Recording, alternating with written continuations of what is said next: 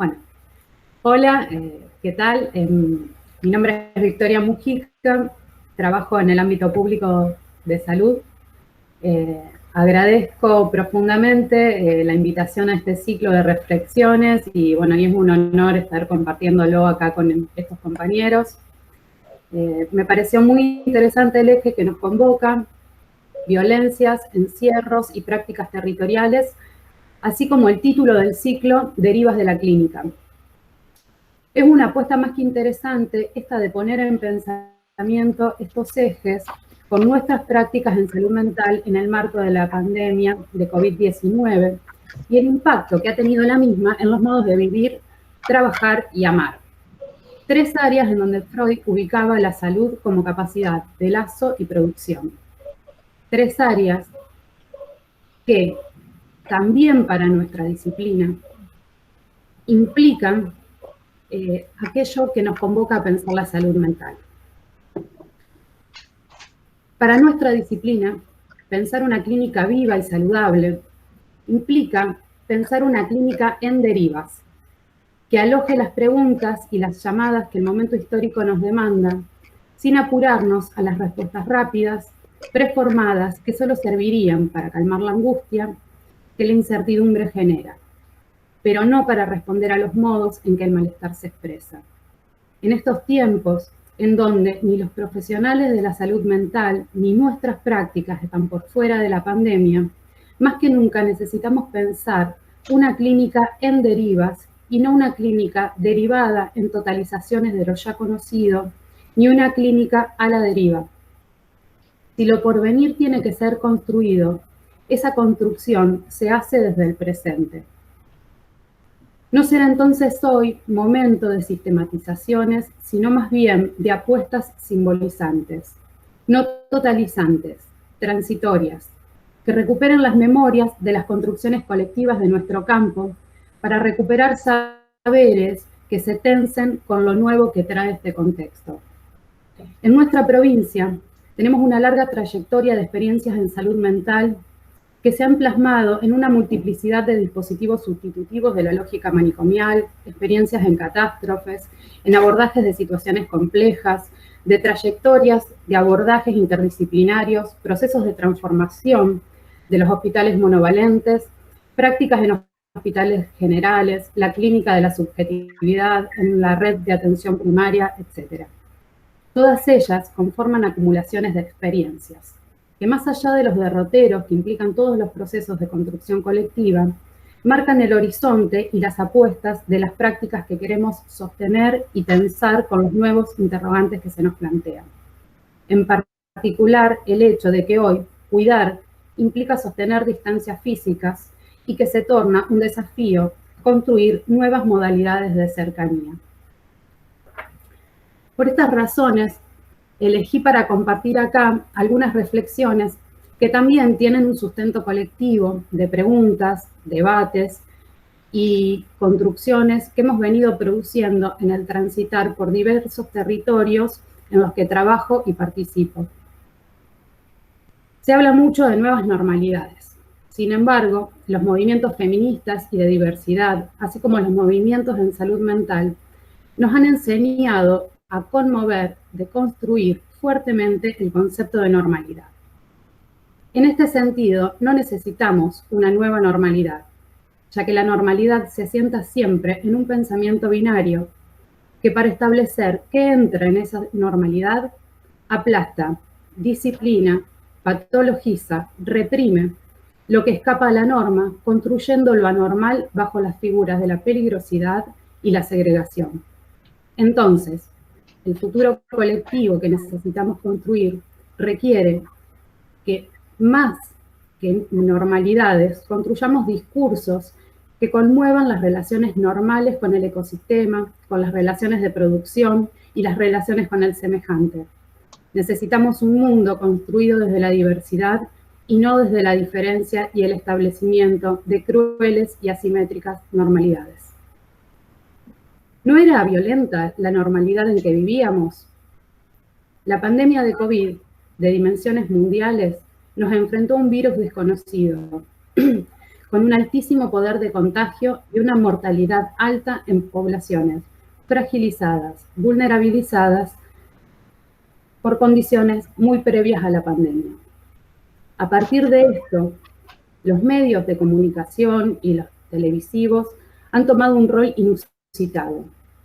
Y las palabras y las definiciones de violencias, encierros, derechos, cuidados, solidaridad, responsabilidad, equidad, accesibilidad, vida digna, rol del Estado han sido campos de batallas simbólicos no ajenos a que su definición, ya sea desde las concepciones colectivas o las liberales individualistas, marcan rumbos bien distintos en torno a los modos de habitar el mundo, así como las definiciones políticas y éticas de concebir la salud, al otro y las relaciones sociales.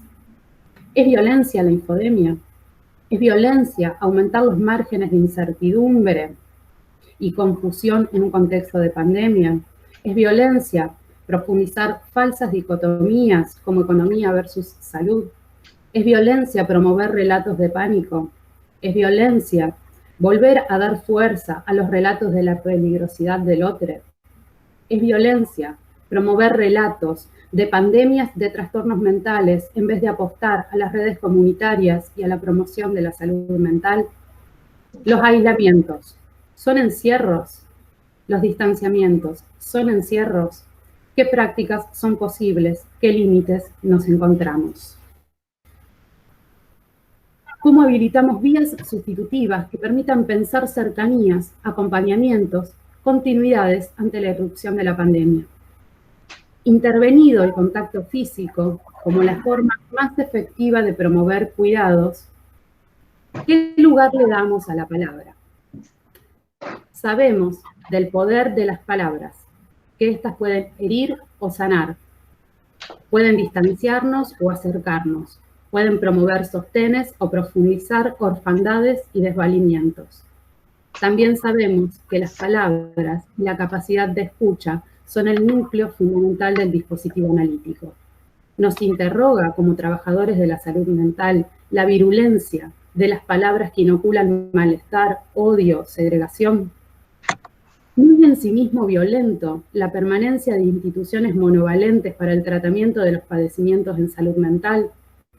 Aquí la pregunta por el encierro tiene historia, la historia de los encierros, encierros que no curan, sino que profundizan las fragilidades, desocializan, institucionalizan, vulneran derechos. La pandemia nos encontró con esta deuda, con la problemática de personas que aún continúan viviendo en estas instituciones, que debieran estar cerradas en el 2020, como figuraba en el programa de la Ley Nacional de Salud Mental. Las medidas de cuidado que se están tomando en estas instituciones, muchas con poblaciones añosas y con múltiples vulnerabilidades, no implica abandonar nuestro compromiso con las transformaciones que se han dado y las que aún faltan en el campo de la salud mental.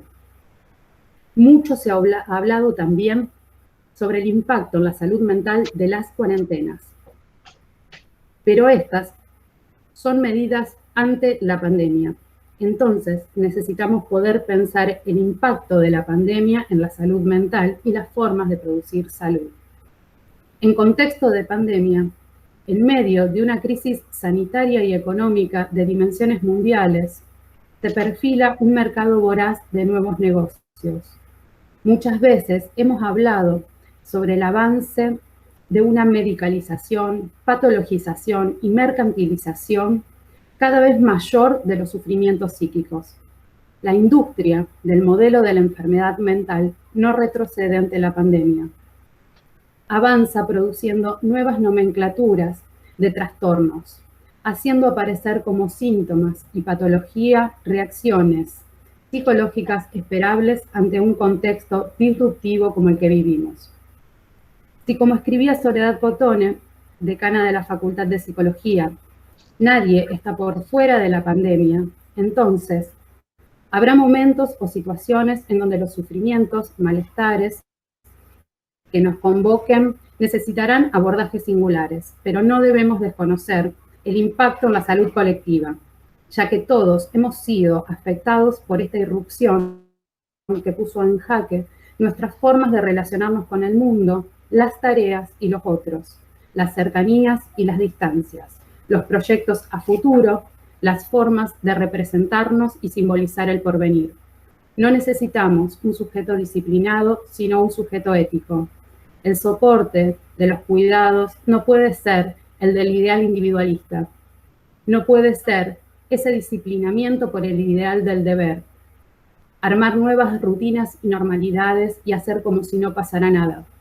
La incertidumbre, los momentos de angustia, de duelo, dolor, de procesar aquello que habíamos proyectado y quedó suspendido, son reacciones más que necesarias para enfrentar el momento que nos toca.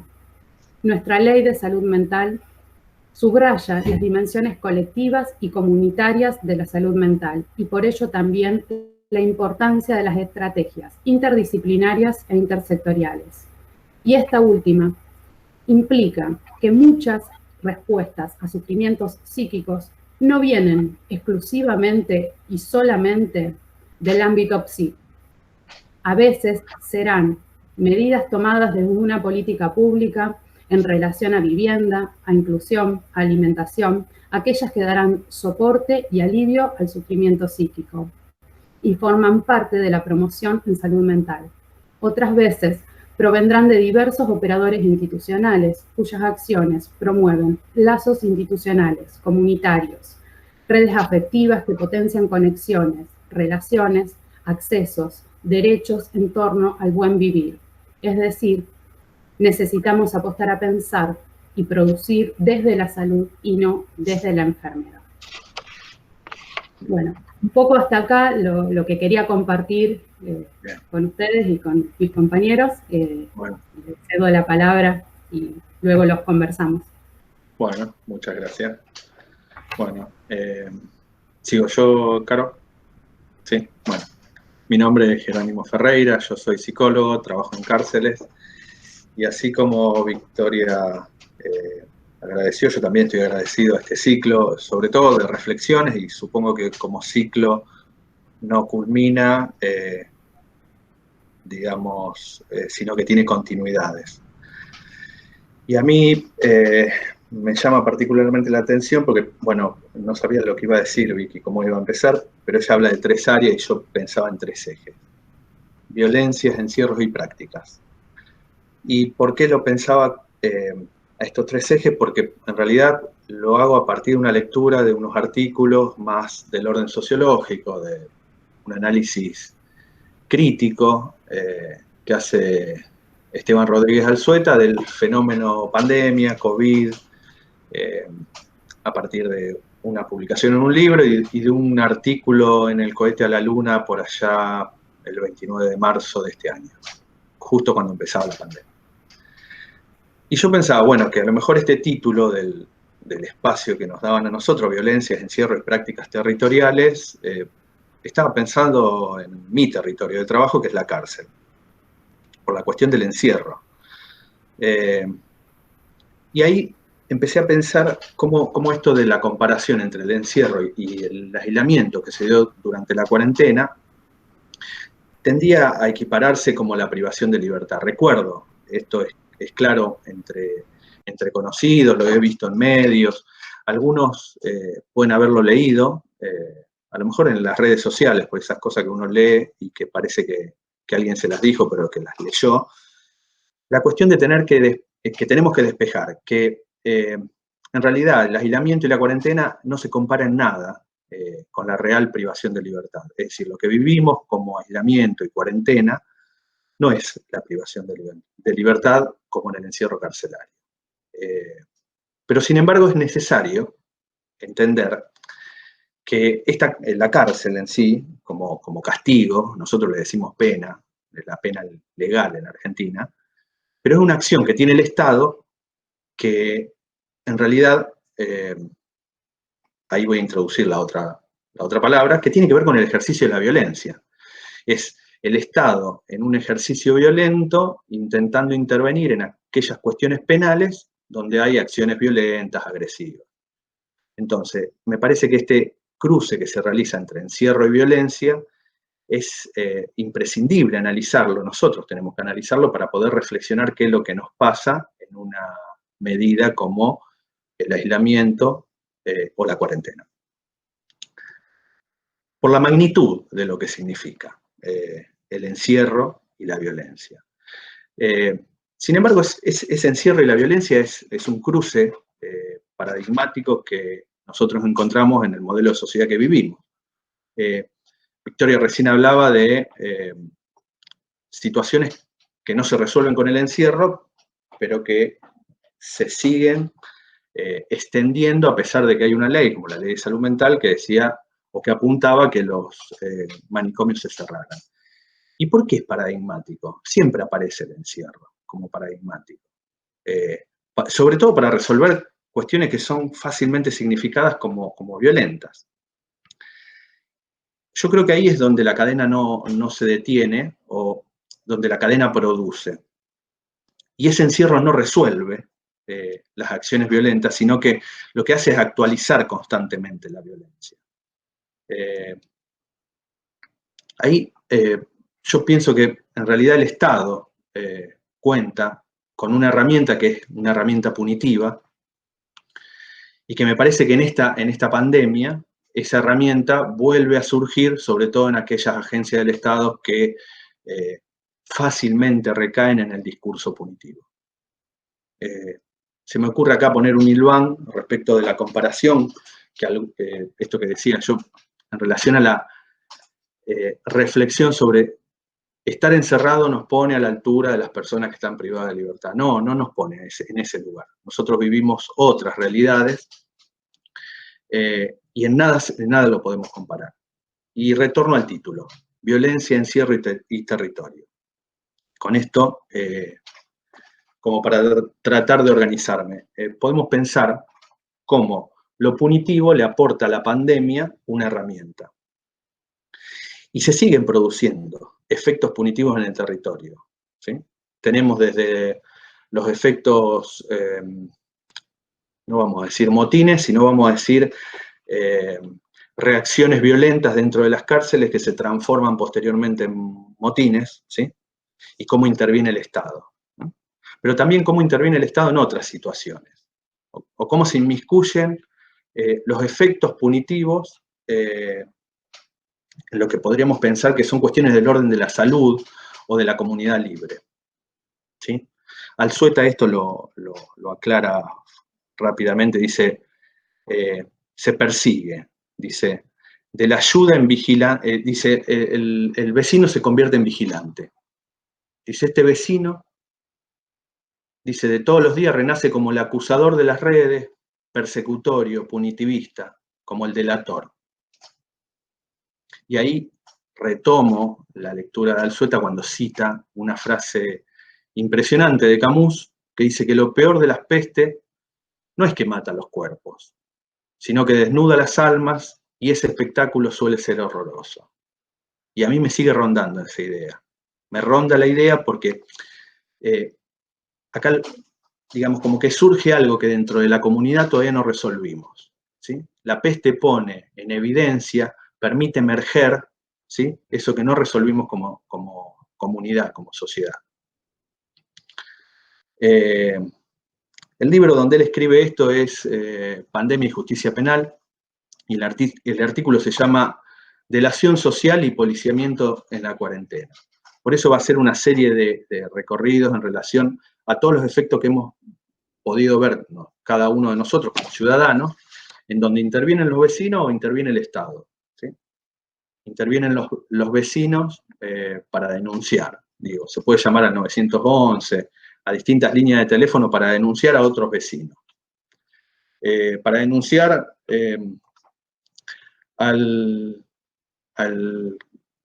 supermercado chino porque el que atendía, el cajero, tenía síntomas gripales y estaba atendiendo al público. Para denunciar gritando por el balcón, para denunciar a través de las redes sociales, o para hacer piquetes en las entradas de las ciudades, o para filmar a la gente que no está cumpliendo con la cuarentena. O, por ejemplo, en San Juan, en algún momento se vio cómo apedreaban la casa del primer contagiado. Fíjense que son cosas diarias que podríamos decir,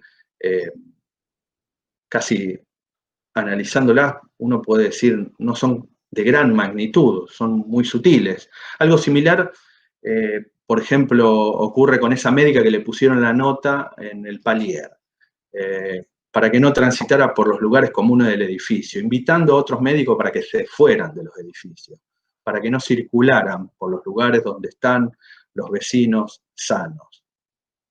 Y a mí me sigue rondando esta idea, porque es algo que tiene que ver con una acción comunitaria de muchos, porque se repite. ¿Y qué pasa? Se convierte en acciones significativas que impactan. Menor, de forma menor, sí, de forma menor, porque son noticias nada más. Pequeñas noticias que vemos todos los días, que se repiten, que vemos en las redes sociales, que se repiten, que se reproducen. Pero sin embargo, Rodríguez Alzueta dice, estos vecinos no dejan de ser policías amateur. El vecino policía. ¿Pero por qué los compara? Porque en realidad existe una agencia del Estado, existe el poder del Estado, existen las agencias punitivas del Estado, y justamente son ellos los que lo ejercen de forma más rotunda sobre distintos tipos de poblaciones, y ahí aparece la violencia. Me parece que poder analizar la violencia común, la de todos los días, la de violencia entre vecinos, nos permite pensar también cómo en estos momentos se incrementa la violencia ejercida por las agencias punitivas del Estado. Entonces tenemos, y ahí también voy a hacer, lamentablemente voy a leer porque voy a hacer una serie entre distintas situaciones que podemos tener, podemos ir recordando juntos. Las policías, apenas comienzan las cuarentenas, empiezan distintos operativos en barrios. No sé si ustedes recuerdan, en la República de la Sexta acá hubo una filmación importante de un operativo policial en donde le pegaban a la gente y alguien desde un edificio filmaba. Los gendarmes en las villas que hacen arrodillar a los chicos o que los hacen caminar en cuclillas o que reproducen la bonaerense con otro grupo de jóvenes como si lo estuviera bailando, bailando como antes se hacía en la conscripción, digo, como si fueran fuerzas militares. El trato de con las personas en la calle, el accionar de la policía en el Chaco cuando entra a la casa de unos chicos, los saca, los golpea, los tortura y los encierra. Las comunidades de grupos originarios, el trato que recibió de las fuerzas policiales. Hace poco, hace no más de 2 semanas, en el Parque España, cuando la policía y la GUM detienen a un muchacho que estaba vendiendo, un artesano. La desaparición de Facundo, en la provincia de Buenos Aires. ¿Sí? Y así podemos poner en serie un montón de acciones violentas que tienen más o menos las mismas características delatorias, pero ya en otro tono, en el tono del hostigamiento por una fuerza del Estado que es la policía. Es decir, eso mismo que hace el vecino, lo hace una fuerza de seguridad. Entonces la pregunta pasa, ¿qué es lo que genera la pandemia? Digo, ¿qué es lo que genera el miedo? ¿Qué es lo que genera el miedo dentro de este contexto atípico, en donde hay una enfermedad muy contagiosa, digamos, y en eso podemos preguntarles a especialistas, pero que todos tenemos miedo? ¿Qué genera? Genera violencia. La detención de los integrantes de merenderos. En Chubut, y acá me meto un poco en la parte discursiva, porque, por ejemplo, en Chubut un jefe policial es grabado diciéndole a sus subordinados, activa el centro y trata de meter gente en cana. Las declaraciones de los distintos ministros de seguridad, que son declaraciones que en realidad son palabras, que después pasan a los medios, y son palabras, pero que tienen un peso performativo muy fuerte, porque son palabras que hacen. Eso que dice el ministro de Seguridad hace. En el mismo momento que le está diciendo, ustedes tienen que hacer cumplir la ley, ustedes arengan a la tropa o arengan a las fuerzas de seguridad diciendo que cumplan estrictamente lo que dice la ley, esas palabras hacen, porque dentro de los grupos y de las fuerzas de seguridad esas palabras producen, ¿sí? Y producen prácticas, ¿sí? Que no son precisamente las mejores prácticas del Estado, las más solidarias ni las más amistosas. Eso es claro, Alzueta lo dice así textual.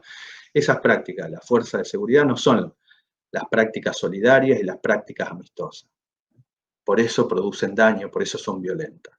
Y lo que me llama la atención es que, siguiendo esta línea del miedo, en estos tres ejes, violencia, encierro y territorio, con lo que nos encontramos son con la proliferación de estas prácticas y con el amplificador de los medios.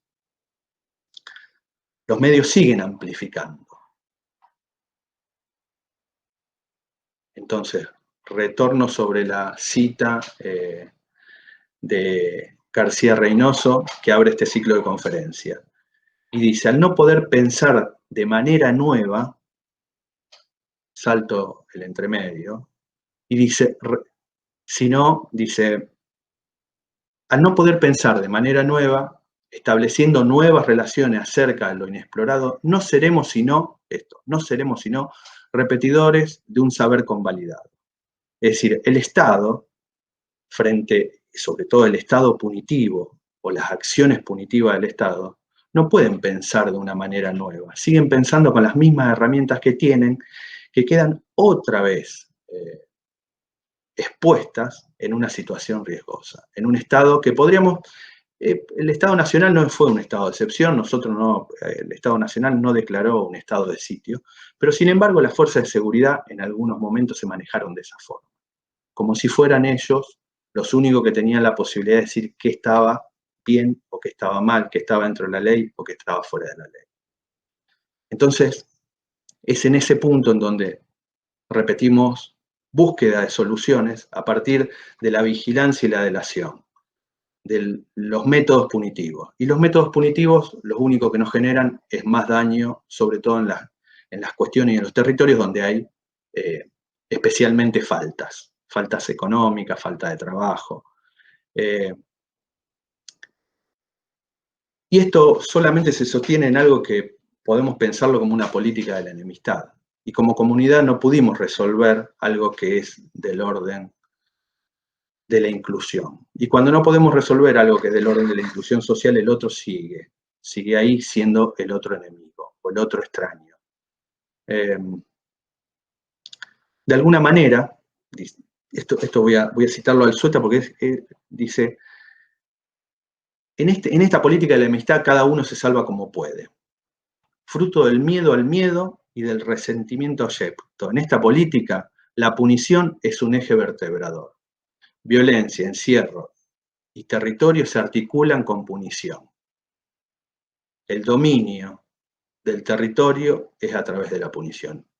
Y allí las prevenciones que se plantean no están hechas de amistad, se encuentran malditas desde el principio, no son prevenciones como se pueden pensar dentro del campo de la salud. Lo que articula ahí no es el campo de la salud. Pero sí podemos encontrar otro tipo de políticas.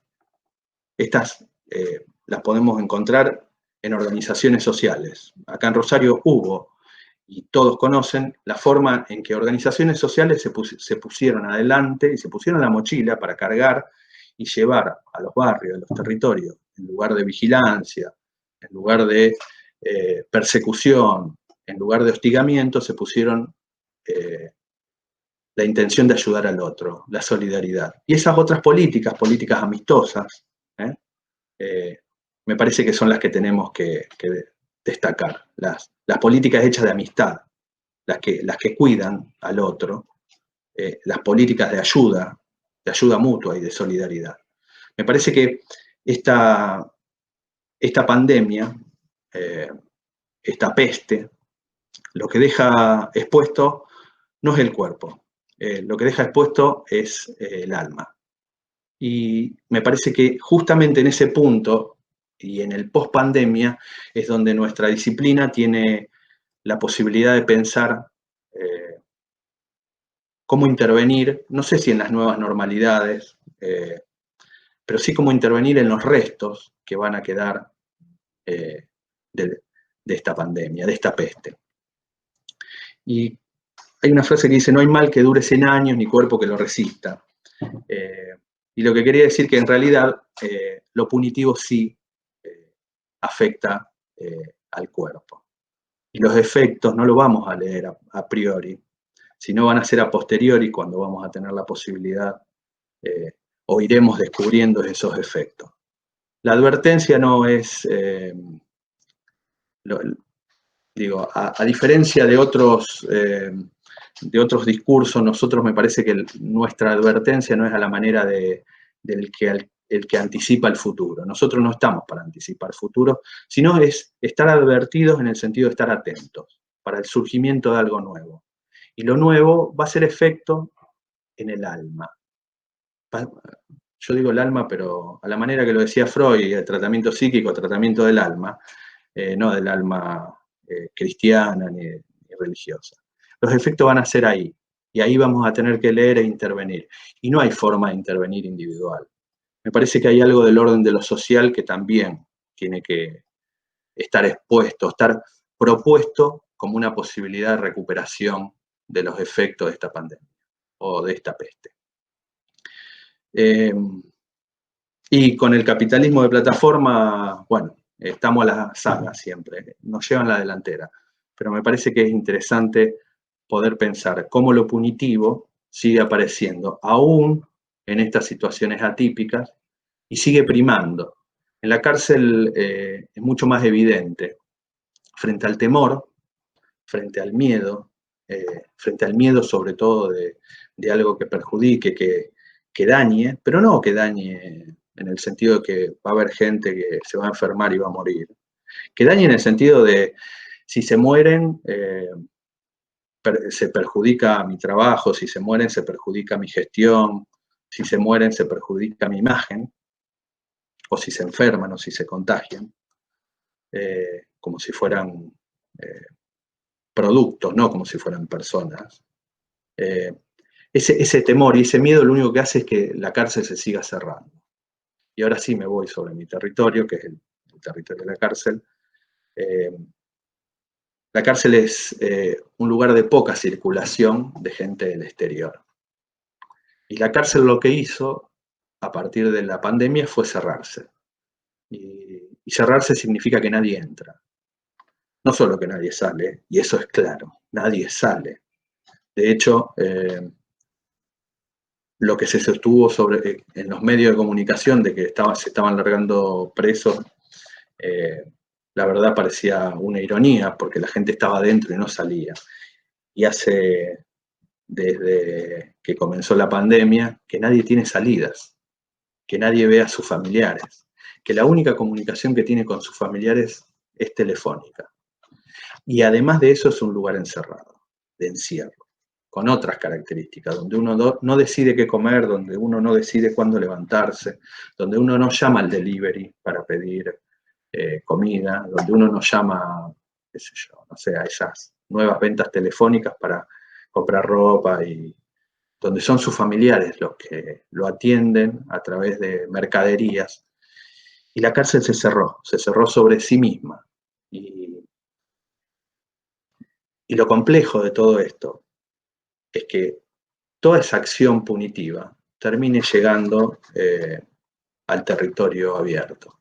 Y me parece que justamente expresar el temor y el miedo en la sociedad lo único que genera es que nos persigamos o persigamos a otros, y siempre con herramientas punitivas. Por eso hay que ver un poco más del lado de, yo les decía, el punitivismo desde abajo, que es el punitivismo de los vecinos, el punitivismo de la sociedad, porque es fácil ver el de la policía, pero nosotros también somos una especie de hostigadores de redes o impulsadores de odios, y me parece que ahí es donde como sociedad tenemos que revisar y tenemos que buscar cuáles van a ser los efectos de esta pandemia. de esta peste que desnuda nuestras almas. Bueno, era eso, ¿no? Creo que no aporto ninguna respuesta a esto, la idea era aportar alguna línea para seguir discutiendo y reflexionando.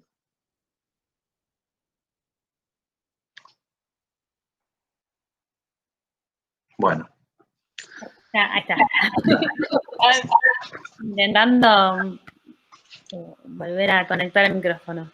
Bueno, gracias Vicky, gracias Jerónimo. La verdad que un gusto estar compartiendo este momento con ustedes. Gracias a las compañeras que nos invitaron a participar de este espacio. Mi nombre es Carolina del Fresno, yo trabajo en el Servicio Local de Promoción y Protección de los Derechos de Niñas, Niñas y Adolescentes. Más palabras tiene el título, el nombre del organismo que trabajadores, así que soy parte de uno de los equipos interdisciplinarios. Los equipos se conforman por una psicóloga, una trabajadora social y un abogado o abogada. Y este organismo se crea a partir de las leyes, la nacional y después en 2010 provincial de promoción y protección de los derechos. La ley nacional es una de las 26.000 que forma parte de lo que fue la transformación del paradigma, las leyes del paradigma de derechos. En este caso, en lo que es protección de niños, niñas y adolescentes, cambia del paradigma tutelar, donde, bueno, los niños, las niñas y los adolescentes eran objeto de las intervenciones, donde un juez definía sobre sus vidas y sobre qué derechos podían ejercer, a ser sujetos de derechos, sujetos activos de derechos, y tiene un fuerte foco en lo que es la permanencia en sus núcleos familiares y que el Estado no puede hacer que un niño no viva más con su familia, o definir que un niño, una niña o un adolescente no viva más con su familia por las consecuencias de las propias imposibilidades de las políticas de Estado. O sea, que si una familia viene en un proceso de vulnerabilización por las políticas estatales, y eso lleva a vulnerar los derechos del niño y la niña, bueno, el Estado lo que tiene que hacer es subsanar los efectos de sus propias prácticas, intentar subsanar los efectos de sus propias prácticas. Bueno, tremenda tarea. Sí. Nuestro servicio local, nosotros trabajamos lo que se llamaría fortalecimiento familiar, bueno, que apunta Susana Brignoni plantea en algunos textos la cuestión del desamparo y propone que hay dos tipos de desamparo, que un desamparo del desamparo social y un desamparo que se puede ver que indica, digamos, que están los indicadores que tienen que ver con que un niño y una niña no está pudiendo ir a la escuela, no está pudiendo recibir sus atenciones de salud necesarias, sus tratamientos, y otras cuestiones que son objetivables de alguna manera, que uno las puede ver y las puede señalar, y estas cuestiones lo que estarían indicando es que hay alguna dificultad, una falta de el cuidado parental, digamos, de la protección parental. Y el servicio local apuntaría fuertemente a estas situaciones, donde hay algo que de los recorridos institucionales que por su momento del desarrollo los niños, las niñas tendrían que estar pudiendo ser incluidos y que eso no está sucediendo. Y bueno, y otras cuestiones que tienen que ver con alguna vulneración de sus derechos. Susana Brignoni también habla de que el desamparo social existe y se le suma también muchas veces lo que se llama el desamparo subjetivo. Muchas de estas familias con las que nosotros intervenimos, y digo, subrayo esto de familias con las que intervenimos, porque bueno, en esto tiene que ver con el pensar el fortalecimiento familiar y el paradigma de derechos. Nosotros no intervenimos sobre las familias, sino que intervenimos con las familias y también con los equipos territoriales, que son los que llevan adelante las medidas de protección. Bueno, y que decía que existe, digamos, el desamparo subjetivo, que tiene que ver con, bueno, cuando hay un exceso o una ausencia de otro. Y nos encontramos con estos niños, estas niñas que en su núcleo familiar viven algo de esto, padecen de una ausencia de otros, otros que tienen que ver con, o un exceso de digamos, donde hay una dificultad en la regulación de lo pulsional que genera un desborde, sobre todo en los cuerpos infantiles, y un exceso de goce en relación a esto. Nos encontramos mucho con eso y muchas veces son las situaciones en las que nosotros estamos interviniendo. Bueno, eso como un poco para caracterizar cuál es nuestro trabajo o cómo se enmarca nuestro trabajo. Yo, siguiendo la línea de los compañeros, sin ponernos de acuerdo, también voy a plantear una serie de 3, que en este caso es una serie de 3 momentos, donde me interesa era poder construir una lectura de lo que había sido las posibilidades de intervención desde el servicio en este tiempo de aislamiento social preventivo o de distanciamiento social, pero sobre todo en este tiempo de pandemia, bueno, que las cuestiones empezaron previas al aislamiento. Porque, bueno, nosotros las primeras efectos que empezamos a ver fueron cuando empezaron a cerrar las escuelas, a cerrar en el sentido de que no se estaban dando más las clases presenciales, y ahí esto fue previo al aislamiento. Pero bueno, en un primer momento nosotros lo que podíamos ubicar fue un momento de espera. El servicio local interviene fuertemente con los equipos territoriales. Entonces, teníamos los centros de salud, las escuelas y las instituciones más vinculadas al desarrollo social, que de repente se tenían que reorganizar y reformular y reformar sus formas de intervención, sus procesos, frente a algo que tenía que ver con, empezar a cuidarnos de otra manera. Hubo un tiempo ahí donde nosotros tuvimos que esperar y mirar a ver cómo se reorganizaban las configuraciones en los territorios. Y en este tiempo fuimos empezando a instalar algunos contactos directos con las familias, empezamos con algunas presencias que tenían que ver con llamados telefónicos, si podíamos acceder de esa manera. O pedir a algún agente del territorio, algún actor del territorio que se pueda acercar, hacer una visita, si era posible en ese contexto particular, porque nosotros considerábamos que no solo de que algo de la presencia de un servicio que venía trabajando en el fortalecimiento de una familia se tenía que poder sostener, sino también porque entendíamos que en esta modificación del tiempo y del espacio que nos atravesaba a todos, la presencia de un llamado telefónico o de algo que irrumpía en una cotidianidad que se transformaba en una especie de continuum, también podía tener algunos efectos. Incluso algunos equipos habían instalado como llamadas como pautadas, digamos, a lo mejor todos los lunes al mediodía o cada 2 o 3 días en tal hora. No sé, yo recuerdo una familia que me decía, y atendí porque sabía que a las 2 me llamabas vos, porque si no, no atiendo el teléfono. Entonces, en esto de pensar de algo de lo exterior que se introducía en eso. Entonces, bueno, primero ir produciendo alguna de estas pequeñas ceremonias, uno de estos pequeños movimientos para en lo singular de cada familia.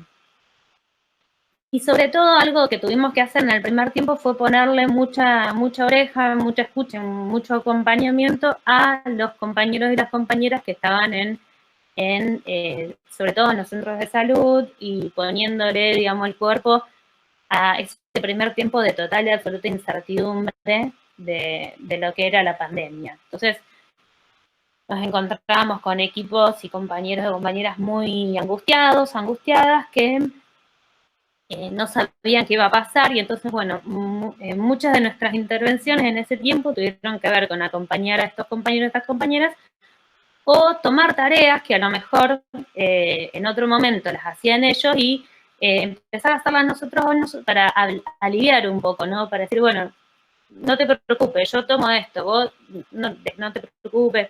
Como en el sentido también, digamos, de armar algo ahí que, no sé, de un soporte, de una presencia de otra manera para los compañeros. Entendíamos que en este primer momento había algo de lo prioritario que tenía que ver con cuidar y la salud de todos. Entonces, bueno, ponernos ahí a acompañar. Era un poco un acuerdo social en un primer tiempo ¿no? Era como que estamos todos de acuerdo que había que hacer eso. Bueno. Esto también, estas pequeñas ceremonias que nosotros íbamos armando, las pensábamos como estrategias para evitar que caiga, que caiga completamente el lazo, digamos, el lazo en el sentido que un niño, una niña construía su transitar cotidiano con una escuela, digamos, desde una familia a su escuela, a su centro de salud, a su, no sé, a su centro comunitario, y que esto de un día para el otro de repente no sucedía más. Me acuerdo en la clase la charla de Volnovich, que dice, me dormí en un mundo y me desperté en otro, ¿no? Entonces decir, bueno, a ver, ¿cómo hacer para poder sostener algo de ese lazo social, algo de ese lazo que se estaba empezando como a desgranar? La sensación era que algo se iba, con el paso del tiempo, se iba como desarmando. Bueno, estas estrategias tendían a eso, a volver a incorporar eso que se iba desarmando.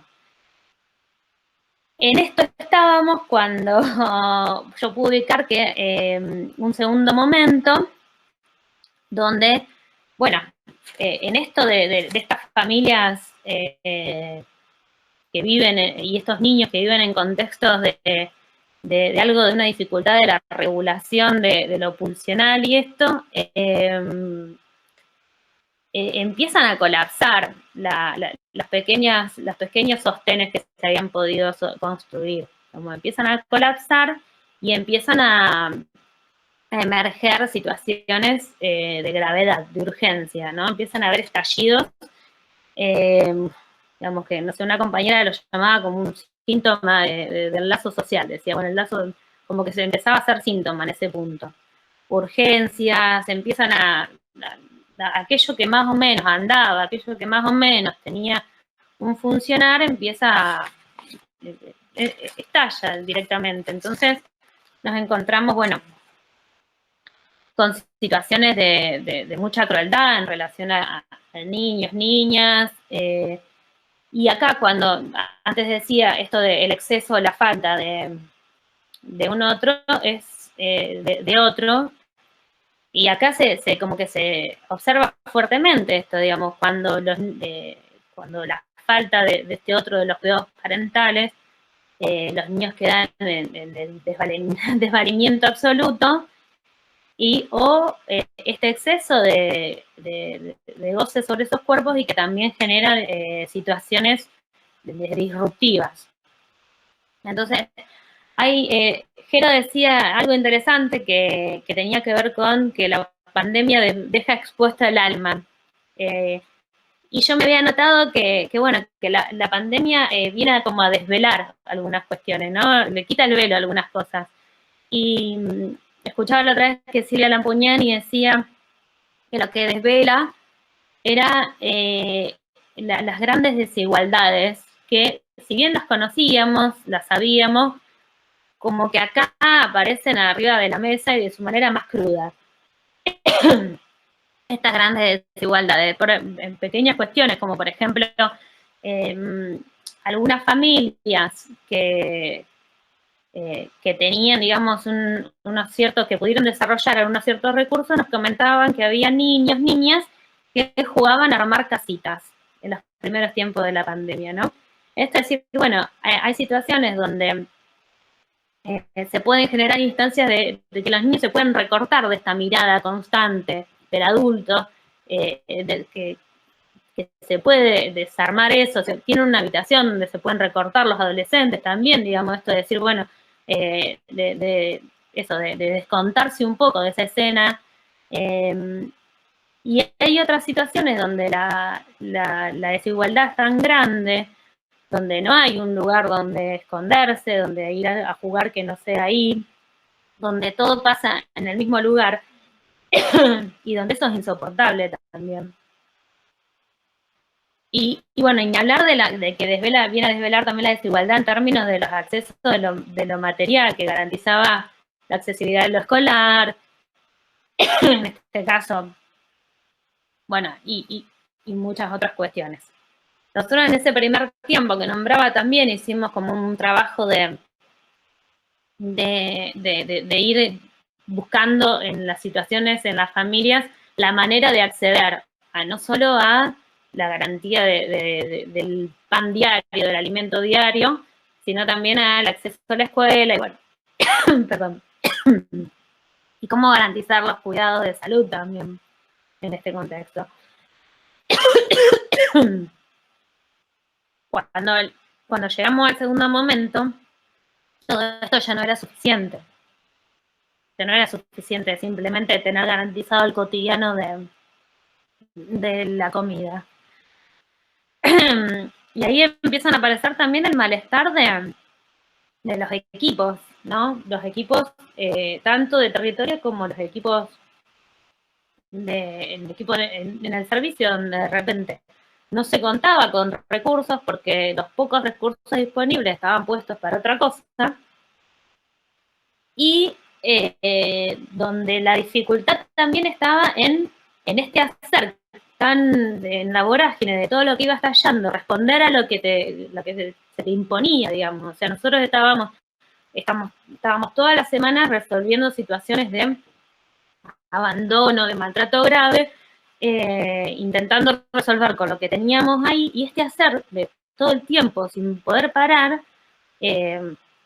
también es una forma digamos, de la impotencia, ¿no? El no poder parar a pensar y decir, bueno, a ver qué estamos haciendo, qué es lo que estamos pudiendo hacer realmente. Y bueno, y eso produce mucho malestar en los trabajadores, las trabajadoras, en los equipos. Que también, bueno, otro texto que ahora no recuerdo el nombre, hablaba también del desamparo de los trabajadores en este punto. Pero bueno, esto es todo otro tema. Entonces nosotros de repente nos encontramos en este momento en un tercer tiempo que podríamos estar pensando. ¿Por qué? Porque ya no podemos seguir actuando sin pararnos a reflexionar sobre qué es lo que estamos haciendo. Y también porque hay un horizonte bastante, donde en un momento nosotros nos ficcionábamos que esta pandemia iba a ser algo de un tiempo acotado, y ahora quizás se nos está haciendo como más probable que haya algo que se modifique y que no podamos volver a construir de la misma manera. Entonces estamos en un momento de revisar los procesos de intervención. De volvernos a preguntar qué es la protección, ¿no? ¿Qué es proteger? Trabajamos promoción y protección. ¿Qué es proteger? ¿Qué es fortalecer una familia a partir de esto, no?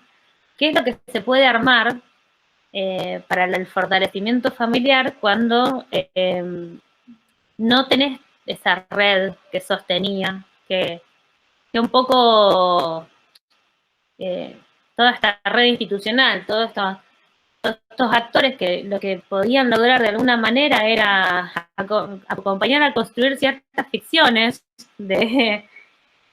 para los niños, para las niñas, y que ahora ya no los tenés más, o los tenés de otra manera.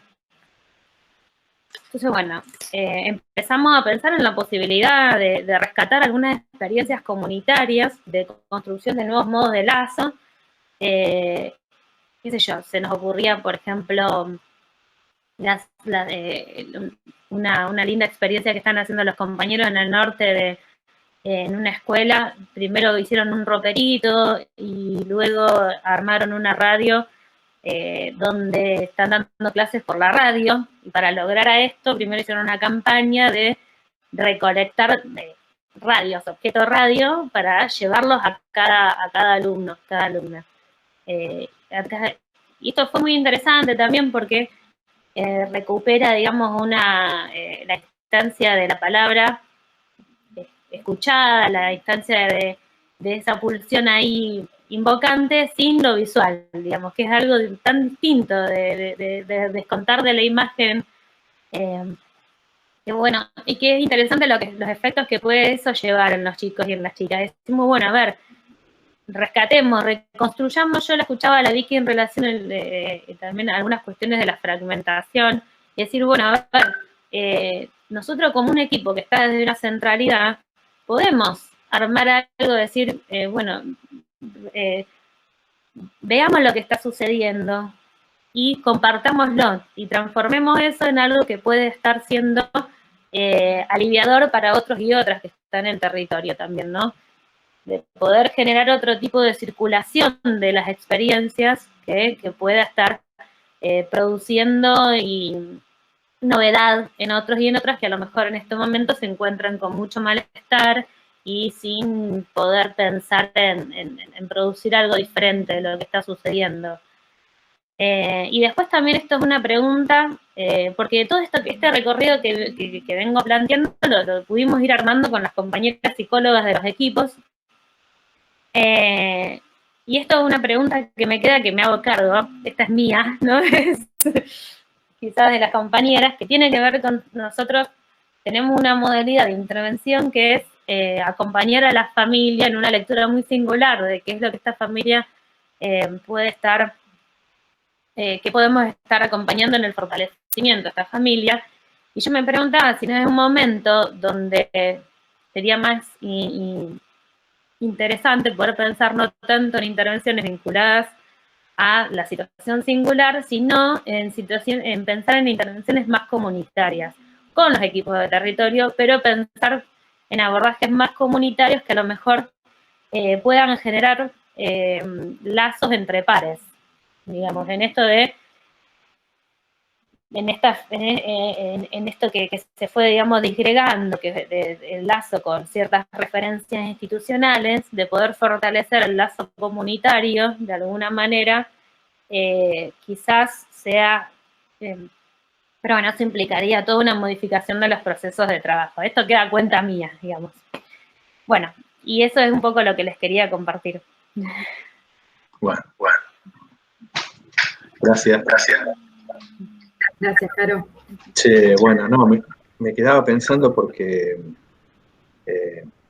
esto de los lazos o lo comunitario pensado como la ayuda mutua, digamos, esto que viene a revertir al vecino vigilante o al vecino delator, digamos, aquel vecino que también se ocupa de los otros que tiene al lado, enfrente, de los que visita, de los que se encuentran en el digo, uno cuando está en el barrio es más del orden de, bueno, uno va al almacén, a la carnicería, a la verdulería, de eso, de todos los días, en lugar de estar viendo si rompe o no rompe una regla de aislamiento. Y la otra cuestión que pensaba, esto de cómo a lo mejor promover y proteger. Protegemos derechos. Pensaba esto de la cárcel, digo. La cárcel están encerrados, pero también es necesario proteger o promover esos derechos en el sentido de, por ejemplo, qué tan importante fue, no fue totalmente acá en la provincia de Santa Fe, porque acá en la provincia de Santa Fe hay teléfonos en las cárceles, pero en provincias como las de Buenos Aires, en donde se hicieron campañas para permitir la comunicación de los familiares con los detenidos. Y pasaba algo parecido en esto de tal día, tal hora, el familiar llamaba a la familia que estaba, digo, este lazo tan importante con la familia, y ustedes trabajan en esto de acompañar a la familia. A veces hay miembros de la familia que están muy alejados, como la personas que están privadas de libertad. Y me parece importante esto de la comunicación, y la comunicación en el sentido no visual, sino de la palabra.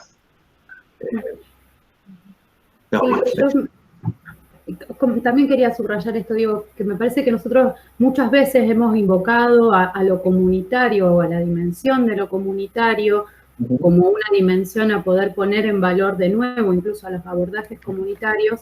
Esto no es sin los cuidados, digo en este sentido de tener que reinventar o pensar todas las vías sustitutivas que necesitemos para poder sostener las necesarias distancias que amerita el contexto de pandemia.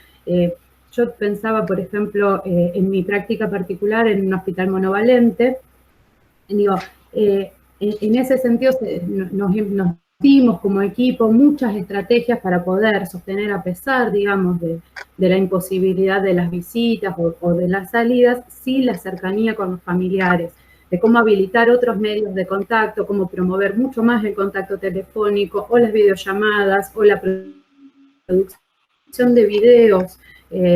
Y pensaba en esto que vos decías, Caro, de estrategias pensadas en un primer momento para evitar que caiga el lazo. Al menos en nuestra experiencia terminamos pensando en cómo esas estrategias, más que evitar que caiga, lo reinventó al lazo, porque tuvimos efectos sumamente interesantes e impensados de familias que comenzaban a tener otro tipo de vinculación con la persona que estaba internada, otra cercanía, otra referencia, incluso también de las personas internadas con la familia que no se venía dando. Entonces, bueno, digo, me parece también en este punto de poder validar también aquellos efectos que nos sorprenden en relación a los medios remotos que antes ni siquiera los teníamos en cuenta porque la presencialidad, digamos, era la forma en la que venimos habituados a pensar las prácticas. Entonces digo, bueno, como a veces hay ciertas potencialidades a las que nos pone a pensar el contexto cuando otras, que eran las que eran nuestras herramientas comunes, se vieron de repente teniendo que tomar otras formas para sostener los cuidados de todos. Sí, nosotros tenemos muchas situaciones de familias donde de repente en este momento han podido construir nuevamente un lazo con otros familiares que venía estando muy dificultado y que frente a, bueno, de repente empezaron con llamadas de WhatsApp y, bueno, y quizás frente al tedio, incluso, al no saber qué hacer, se empezó a construir una nueva una vinculación con otras familiares o con amigos o con otras personas que no estaban ahí, que quizás en otro momento no parecía como una posibilidad. Sí, está bueno. Bueno, la verdad que linda experiencia. Me parece que hay, a pesar de las distancias y los lugares de intervención, seguimos pensando, digo, no sé, se me ocurre a mí, en la cuestión de que la posibilidad de transformación tiene que ver con lo comunitario, digamos, con algo que sucede en la comunidad y no con patologías individuales o si esto produce algún efecto en el alma del individuo. Me parece que tenemos que lograr pensar cuáles son las incidencias en la comunidad y cómo la comunidad de alguna manera puede producir las herramientas para superar estas cuestiones que nos develan. Bueno, vamos a esperar que nos develan, ¿sí? Sí. Sí, creo que también es poner en valor una concepción de salud, digamos, que viene del sanitarismo latinoamericano y que acá tenemos precedentes. No sé, Floreal Ferrara, digo, cuando conceptualiza la salud, lo conceptualiza desde un lugar de la producción colectiva y la capacidad de poder resolver conflictos. Sí, totalmente. Digo, me parece que un poco la apuesta, digamos, a poder pensar es desde ahí. Yo creo que lo que quería destacar esto de los conflictos que aparecen en la comunidad y que muchas veces son los conflictos del orden de lo penal y que se resuelven con lo punitivo. Tenemos un montón y digamos, ustedes saben, y más ustedes saben, que las mujeres son un foco, digamos, donde la violencia se vio acrecentada este último tiempo. y que hemos tenido hechos lamentables todos ellos, pero que hay que volver a pensar justamente qué se está haciendo para que esto se siga reproduciendo, digo, para que esto se siga repitiendo. O qué dejamos de hacer para que esto se siga repitiendo. Me parece que no es una salida a la punitiva, pero sí tiene que ver con esto de la comunidad. Lo pienso desde el punto de vista de la salud de la comunidad. Si la comunidad no puede resolver algunas cuestiones en relación a la violencia, sobre todo la violencia hacia las mujeres, el sistema punitivo no lo va a resolver. Perdón, me adelanté a una respuesta. Creo que el sistema punitivo no resuelve ningún problema, el sistema punitivo lo único que hace es acentuar los problemas que ya están dados. Y esto lo digo en razón de que me parece que no era un tema de nuestra, a lo mejor, violencia, encierro y territorio, a lo mejor no era un tema central, pero me parece que está en juego la violencia, el encierro y lo que produce sobre todo en los territorios familiares o de pareja, en donde la violencia se ejerce, digamos, es más difícil escaparse del encierro en un contexto de pandemia. Y bueno, vuelvo al sistema punitivo. La cárcel no lo va a resolver.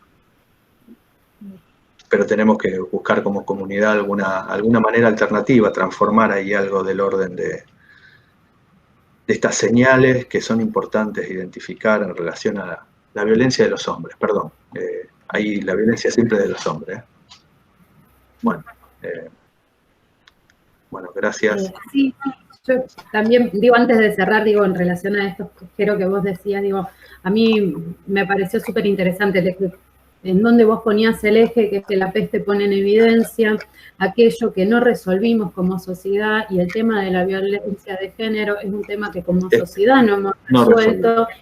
Solamente en sus formas más paroxísticas, digamos, empieza a considerarse la cuestión de la penalidad, pero digo, eso tiene todo un tramado social que está totalmente metido en las formas de trato y de relación entre hombres y mujeres o identidades feminizadas.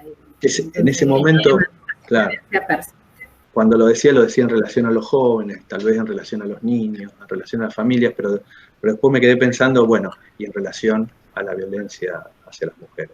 Eso que no resolvimos como sociedad, lo que hace la peste es ponerlo en evidencia.